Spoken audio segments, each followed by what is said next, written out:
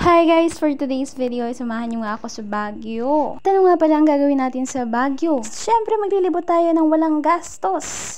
Is that even possible? Siyempre hindi, walang ganun B. So without further ado, let's end this. Chos. Ayun na nga, ito nga pala ay treat sa amin ng may-ari ng school. Every end of the school year ay tinitreat ang mga teachers. Well, they deserve it dahil lahat ay ginagawa nila para sa kanilang mga estudyante. At ang mga simpleng kaligayahan tulad nito ay hindi na dapat ipagkait sa kanila. So, ayun na nga, maaga pa lang ay umalis na kami doon sa school. At dahil mahihuluin nga ako ay ito na lang na video. At sa kasamang palad ay dito pa nga ako sa likod na pwesto. Opo, dito sa pinakalikod kung saan ako ay aalog-alog. Pero still nakapag-video ako para sa vlog na ito. So, ayun nga, lahat ng teachers ng steps ay kasama dito. Ano nga palang ibig sabihin ng steps, teacher? So, that is St. Teres Private School. Ito po ay located sa Mandaluyong City. Kung mapapansin nyo nga pala ay patalikod itong video na rin. Kasi nga, nandito ako nakapwesto sa likod so hindi ko ma-videohan yung harap. Pero hayaan nyo na basta may video, Gina. Kung tatanungin nyo ako kung natandaan ko yung daan, syempre hindi dahil lagi akong tulog. Pero binibigyan din ako sa sarili ko kasi kahit maalog ay nakatulog pa rin ako. Talent ba yun? Nakita niyo yung van na yan. Siyempre, hindi ako dyan nakasakay. Kasi nga, ako yung nag-video dito sa likod ng sasakyan. Buti nga maganda ang panahon ngayong araw. Para naman makapag-enjoy kami ng todo. Natulog nga lang pala ako buong biyahe at paggising ko ay nandito na kami sa Manawag Church. Siyempre, dahil Catholic school nga pala ito ay pwedeng hindi kami pumunta ng church. Well, kahit hindi naman Catholic school, ay importante pa rin na mag-ask ng guidance kay Lord. At ito nga pala ang loob ng Manawag Church. At lahat na nakasuot ng stripe na yellow ay teachers ng steps. At habang naghihintay ng misa ay naglibot at nag-picture muna kami. At syempre nag-offer na rin kami ng candle at sinamahan namin ng dasal. At ayan na nga ang pictures ng steps family. Kakulay ng suot namin yung church. After na misa ay nagpatuloy na nga kami sa paglalakbay patungo sa Baguio City. At habang naglalakbay nga kami ay nakita ko ang ganda ng Pilipinas. Mapapakanta ka na lang talaga ng Piliin mo, bansang Pilipinas. Sure, buti na lang English teacher ka, hindi ka music teacher. So, habang naglalakbay tayo, kukwentuhan ko na lang kayo sa trabaho ng mga teachers. Kami ang nagsisilbing pangalawang magulang ng inyong mga anak sa loob ng paaralan. Hindi lang basta pagtuturo ang gawain namin kasi bago kami makapagturo ay kailangan namin gumawa ng lesson plans, curriculum maps, PowerPoints, and kailangan naming aralin ang mga topics, lessons na kailangan ituro sa inyong mga anak.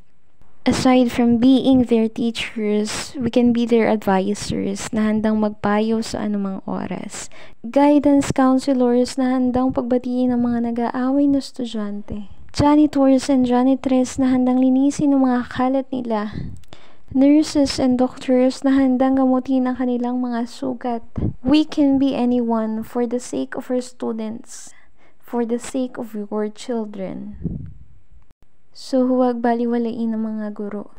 Well, going back, nakikita nyo nga pala yung daan dito at puro puno. Yes, puro puno pero as you can see, kulay brown na yung iba kasi nga nakakalbo na nauubos na yung puno sa ating mga kabundukan. We can still do something about that and that is to plant more trees. So, ano pang hinihintay nyo? Magtanim na! Mahaba-habang lakbayin pa nga ang aming napagdaanan bago makarating sa puntong ito. Kung saan bigla na lamang bumuhos ang ulan. Kung saan ang magandang panahon ay napalitan. Bakit? Bakit ka naman ganyan? Diyos. Ayun na nga, halip na makakapaglibot kami sa labas, I think mananatili na lang kami sa loob. At dahil nga umuulan ay pinagpatuloy ko ang aking pagtulog. At pagmulat nga pala ng aking mata ay nandito na kami sa guest house na aming tutuluyan. Tunay na kaganda sa lugar na ito. At dahil nga maulan ay kumain lamang kami at nagpahinga. Pero buti na lang nung gabi ay tumila ang ulan kaya nagpunta kami dito sa night market. Bakit kaya walang night market sa umaga? At dito na nga nagsimulang maubos ang dala kong pera. Sir, sabi mo hindi ka gagastos. Well, gusto ko nang bumili na po sa lubong. Bumili na rin pala ako ng strawberry taho na 50 ang isa.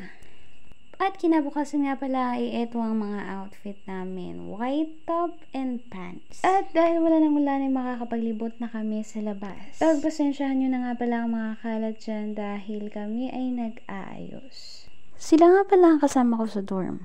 At pare-pareho kaming nakatira sa San Ildefonso, Bulacan. At ayan, bumiyahe nga lang kami hanggang sa makarating kami sa lugar na ito. Hindi ko alam kung ano tawag dito, pero ang ganda ng view dito. Napakataas. At syempre, nag-picture-picture lamang kami.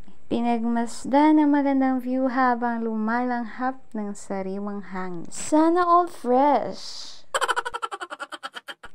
Pagkatapos nga, inilisan na namin ang lugar at pumunta dito sa Diplomat Hotel. At dito ay nag-picture-picture lamang kami. At syempre dito rin ninyo matatagpuan ang biggest 10 commandment. In-appreciate lamang namin ang kagandahan ng lugar. At syempre vinidyohan ko na rin para remembrance naman.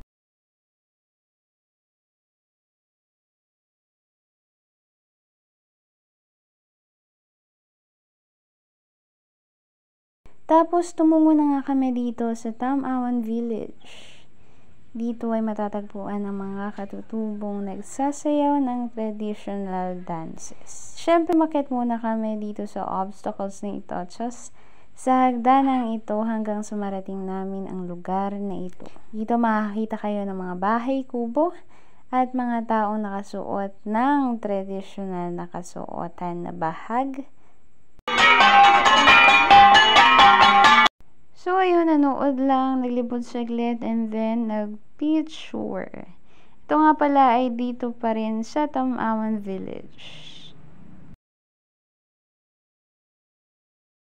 And then, dumiretso nga pala kami dito sa strawberry farm, pero sa kasamaang palad ay umulan ng malakas, kaya hindi na namin nagawang mag-strawberry picking. Kaya, nag-decide na lamang sila na bumalik sa guest house. At doon nagtapos ang pangalawang araw namin dito sa Baguio. Nung gabi wala namang ganap, kaya ayan, kinaumagahan na tayo. Sinabihan nga pala kami na igayak na namin ang mga gamit namin. At dahil pagkatapos maglibot ay diretso uwi na sa Mandaluyong. Sa mga total ay 3 days and 2 nights nga pala kami dito sa Baguio. At bago nga pala kami umuwi, dumaan ulit kami sa church. And after that, ay pumunta kami sa The Mansion at nag-picture lamang doon. At syempre, pumunta rin kami dito sa Mines View Park. Dito ay maraming bilihan ng mga pasalubong at meron ding mga halaman. Dito rin namin natagpuan ang rentahan ng katutubong kasuotan. Sa 50 pesos lamang ay matatry mo na magsuot ng ganito. So, hindi na kami nagpatumpik-tumpik at nag-rent na nga kami. Nag-picture lang at tinanggal na namin para makaakyat kami sa taas. Dito nga ay makikita mo ang buong kapaligiran.